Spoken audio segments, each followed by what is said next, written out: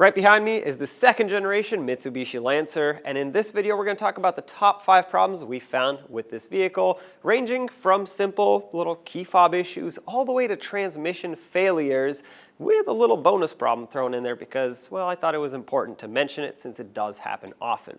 Like I said, the first problem on these is going to be the key fobs. You'll notice that as they get older, the range on them starts decreasing so they don't reach as far, and they might stop working for a little bit and then start back up, so they work intermittently.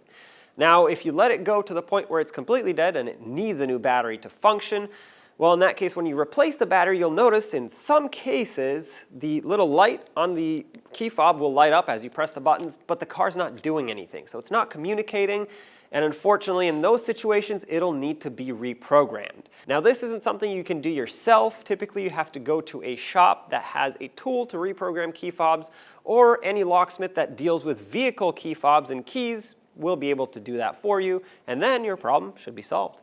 Our second problem is going to be a crank no start caused by the crankshaft position sensor in most cases. So what happens is you go to start your car and it just cranks, doesn't start. Of course, multiple things can cause this, but often these crank position sensors will go bad. It's just a little tiny magnetic sensor that sends a signal to the computer telling it where the engine's at so it can actually fire.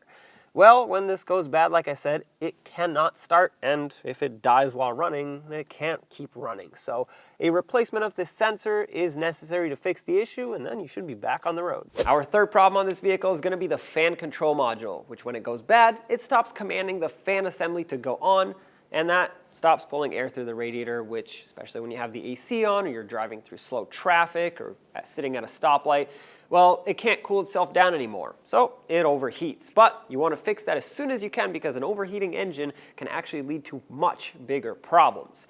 But you also want to diagnose this properly because although most cases it will be the fan control module, it's not always that. It could be a fan motor that has stopped working, so you want to make sure that you figure out which parts you need.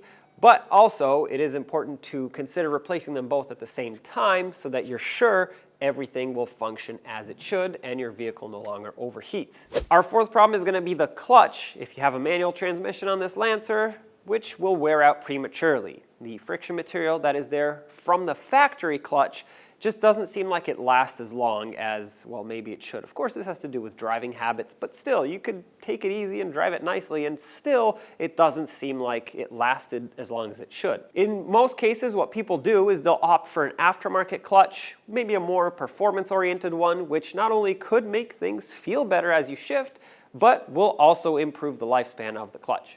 Our fifth problem is going to be the automatic transmission failing. And it's an unfortunate problem to have, but unfortunately, it does happen on these. So you'll get some signs before this happens, such as slipping into gear as it's trying to shift, a harsh shifting as if it's slamming into gear when it shifts, or maybe even a delayed engagement of driver reverse, a combination of those. Regardless, when it does happen, all you can do really is either rebuild it or replace it.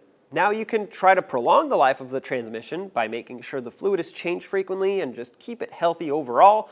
But like I said, when it does happen, you only have these two options in order to get it back on the road. For our bonus problem, it'll come down to the blower motor and sometimes the blower motor resistor. So when the blower motor doesn't work, you have no air coming out of your vents, so no heat, no AC, and a safety thing is going to be no defrost. So you're going to want to take care of this, even though it is an annoying issue. You don't want to be stuck with a foggy windshield or a frozen windshield and have no way to get it cleared up. Regardless, when you diagnose this and you find that either one or the other is bad, the resistor or the motor itself, you're going to want to replace both at the same time because one being bad will affect the other one.